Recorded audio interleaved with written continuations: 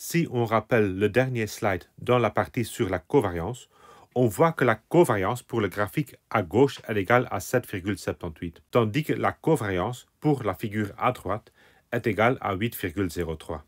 Néanmoins, la relation linéaire entre les deux variables à gauche semble être plus forte que celle à droite. Le signe de la covariance nous donne donc une idée sur le caractère croissant ou décroissant de la relation entre les deux variables, mais il ne dit rien sur l'intensité de cette relation.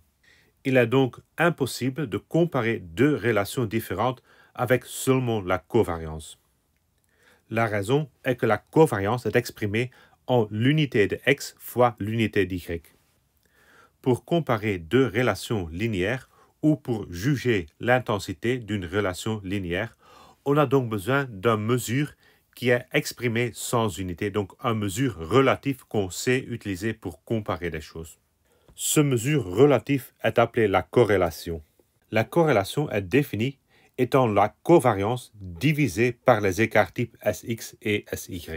Bien sûr, on sait seulement faire la division si les variances marginales, donc si S carré x et S carré y diffèrent de 0. Il est facile à voir que le signe de la corrélation est toujours le même que le signe de la covariance. Si on regarde la définition de la corrélation, et on tient compte du fait que les écarts types sont toujours positifs, on voit directement que les deux signes sont toujours les mêmes. En plus, la valeur de la corrélation est toujours entre -1 et 1. Une valeur égale à 1 ou à -1 veut dire que la relation est parfaitement linéaire, donc que toutes les observations sont exactement situées sur une ligne sur une même droite. Cette propriété pour la corrélation suit directement de la quatrième propriété qu'on a vue pour la covariance. La troisième propriété nous dit que la corrélation après transformation des observations, après transformation des variables, est en valeur absolue égale à la valeur de la corrélation originelle, mais que le signe de la corrélation transformée peut être différent du signe de la corrélation originelle. Cette propriété est aussi facile à voir. On va simplement utiliser les propriétés précédentes, donc les propriétés de la covariance à des écarts types transformés. Définissons d'abord les transformations. Donc on va transformer la variable x en variable x' qui est égale à ax plus b, et on fait la même chose pour la variable y. Y' est égal à cy plus d.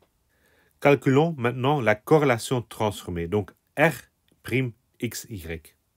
On sait que la corrélation transformée est égale à la covariance transformée divisée par les écarts types transformés. On applique maintenant les règles pour une transformation pour la covariance et une transformation pour les écarts types, c'est-à-dire la covariance transformée est égale à A fois C fois la covariance originelle, et pour l'écart type, on doit multiplier avec la valeur absolue du multiplicateur. Ou encore,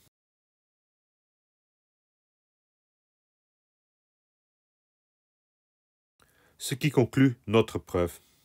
Si on maintenant reprend l'exemple, on voit que la corrélation à gauche est égale à 98% et la corrélation à droite est égale à 83%. La corrélation donc reflète ce qu'on voit, que l'intensité de la relation linéaire à gauche est plus forte que celle à droite. Petite remarque avec cette interprétation, pour comparer des relations linéaires, on doit comparer la valeur absolue des deux corrélations. C'est la valeur absolue de la corrélation qui va définir l'intensité de la relation linéaire et le signe de la corrélation va définir si la relation est croissante ou décroissante. Pour cet exemple, on avait calculé la covariance et on a vu que la covariance était négative car les observations se situaient surtout sur une ligne décroissante, donc il y a beaucoup plus d'observations en rouge qu'en vert. Et donc ici, si maintenant on calcule la corrélation, on trouve que la corrélation est moins 0,61 et donc la corrélation aussi est négative. On sait maintenant donc que la corrélation va indiquer s'il y a une relation linéaire entre les deux variables, mais est-ce que cela aussi indique causalité? Donc, est-ce que ça veut dire qu'une des deux variables est causée par l'autre, est influencée par l'autre? Pour l'exemple taux de chômage, indice de richesse, c'est logique. Un taux de chômage élevé dans une commune implique assez logiquement qu'un indice de richesse est plus faible. Le plus de chômeurs, le moins riche la communauté sera. Mais ce n'est pas toujours aussi évident. Regardons par exemple la relation entre les cigognes et les bébés. Pour 17 pays européens, on a observé le nombre de cigognes ou des paires de cigognes et aussi le taux de natalité. Si on calcule la corrélation entre les deux variables, on trouve qu'il y a une corrélation de 62%. Cela donc indique qu'il y a une relation linéaire entre le nombre de cigognes observées et le taux de natalité.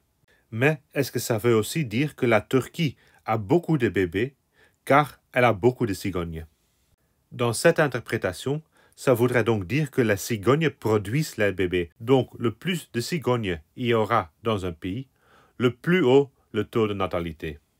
Bien sûr, ce n'est pas vrai. La corrélation n'implique pas la causalité.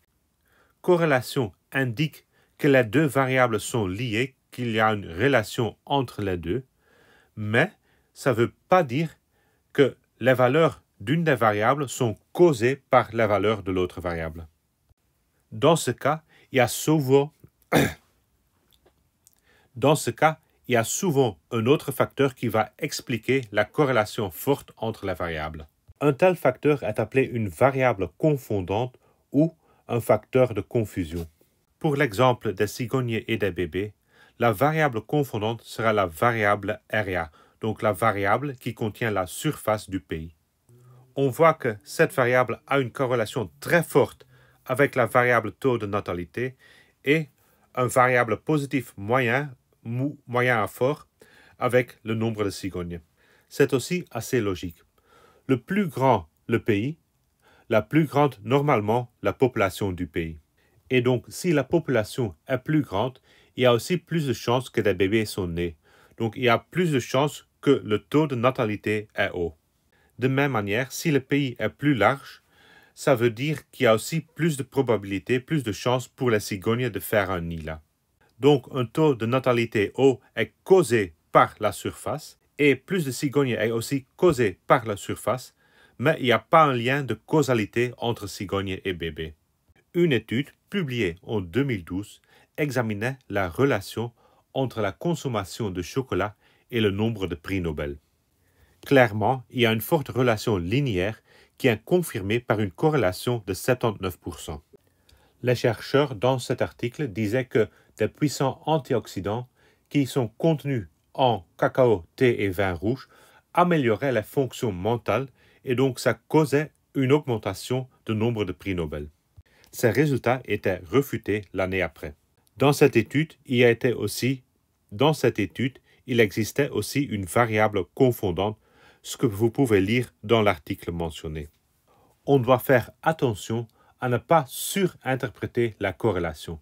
La corrélation donne une relation, mais ça ne va pas nécessairement expliquer une causalité ou un lien direct. Sur ce site, vous trouverez de nombreux exemples des corrélations étranges et fausses.